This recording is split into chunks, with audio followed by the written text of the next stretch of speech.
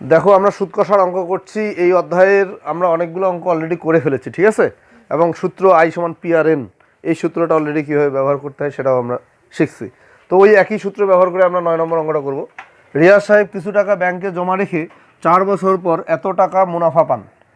ব্যাংকের বার্ষিক মুনাফার হার 8.50 টাকা হলে তিনি ব্যাংকে কত টাকা জমা রেখেছিলেন, মানে মূলধনটা বের করতে বলছে। এখানে বলছে না কিছু টাকা জমা রাখছে, কত টাকা জমা রাখছে ওইটাই বের করতে বলছে, ঠিক আছে। তো কি কি দেওয়া আছে দেখো, সময় দেওয়া আছে 4 বছর, এটা মুনাফা, মোট মুনাফাটা দেওয়া আছে 4760, আর হলো মুনাফার হার দেওয়া আছে। তিনটা জিনিস দেওয়া আছে, আমাদেরকে কী বের করছে, আসলটা বের করতে হবে, মানে উনি ব্যাংকে যেটা জমা রাখছিলেন সেইটা বের করতে বলছে, ঠিক আছে। তো আমরা কি কি লিখবো, দেওয়া আছে কি কি দেওয়া আছে, সময় n সমান 4 বছর। তারপরে মুনাফার হার না, কিন্তু মুনাফা আই সমান 4760 টাকা, ঠিক আছে। তারপরে মুনাফার হার আর সমান 8.50 টাকা, তাই না? ও টাকা না তো, পার্সেন্ট।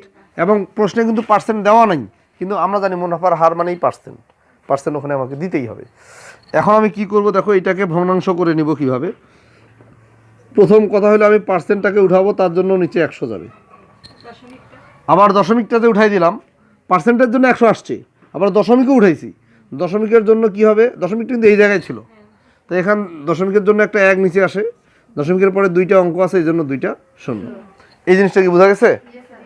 আচ্ছা, যাই হোক, এখানে কাটাকাটি করতে পারি, ইচ্ছা করলে এখানে আমি কাটাকাটি করে ছোট করে নিতে পারি, না কাটলেও কোনো সমস্যা নেই, ঠিক আছে। আচ্ছা, আমি যদি কাটাকাটি করি তাহলে কি হয় দেখো, এই শূন্য কাটা, 5 দিয়ে কাটলে 5 দুগুণা 10, 5 দিয়ে কাটলে 17, তাহলে উপরে হলো 17, নিচে হলো 200।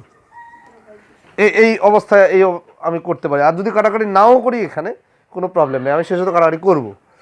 আচ্ছা, এটা আর কি বের করতে বলছে, মূলধন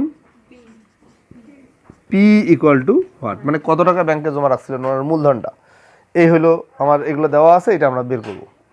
এখন আমাদের সূত্র কি, আমরা লিখবো, আমরা জানি কথাটা লিখবা, আই সমান PRN, ঠিক আছে। আমি মানগুলো বসাই, আই এর মান কত বলো তো, 4760, পির মান তো আমরা বের করবো, আর এর মানটা কত, 17/200, এন এর মান কত, 4 বছর।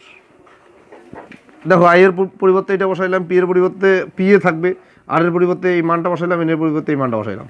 এখন আমি যদি কাটাকাটি না করি, মনে করো কাটাকাটি করছি না, তাহলে আমি কি করবো, আড়াআড়ি গুণ করবো। আড়াআড়ি গুণটা কেমনে, আচ্ছা দেখো, 4760 তো, এগুলো উপরের সংখ্যা, দেখো P 17 4, এগুলো কি উপরের সংখ্যা, আর নিচে হলো 200, কি বুঝতে পারছো? এই যেগুলো কি উপরের সংখ্যা, আর নিচে আছে 200। এখন আমি আড়াআড়ি মনে করো, নিচে 1 আছে, 1 দিয়ে গুণ করো, কোনাকুনি গুণ করো, 1 দিয়ে এটাকে গুণ করলে কথা হয় P 17 4, আর এদিক দিয়ে গুণ করো 4760 গুণন 200। কি বুঝতে পারছো, ক্যালকুলেশনটা বুঝতেছো? আচ্ছা, তাহলে P সমান কি হবে, এই সংখ্যাগুলো ওইখানে গিয়ে কি ভাগ হবে, 4760 গুণন 200, এগুলো থাকলো উপরে, আর এই যে নিচে আসবে 17 গুণন 4, বুঝছো না? এখন কাটাকাটি করি, 4 দিয়ে এটাকে কাটলে 50 হয়, আর 17 দিয়ে এটা কাটলে কত হয় বলো তো, 280 হয়, ঠিক আছে। 17 দিয়ে এই সংখ্যাটাকে তোমরা ক্যালকুলেটরে ভাগ করে দেখবে 280 হবে, ঠিক আছে। অতএব P সমান এইটার এটা গুণ করলে 14,000 এত টাকা। কি বুঝতে পারছো? তো এইখানে যে আমি কাটাকাটি করলাম, এই যে ক্যালকুলেশনটা, এটা তুমি অন্যভাবেও করতে পারো, কোনো সমস্যা নেই, ঠিক আছে। যেভাবে খুশি করতে পারো, তাতে কোনো প্রবলেম নেই, কিন্তু সূত্রটা ঠিকমতো বসাইতে হবে, মানগুলো ঠিকমতো বসাইতে হবে। কি বোঝা গেছে না? আচ্ছা, থ্যাংক ইউ।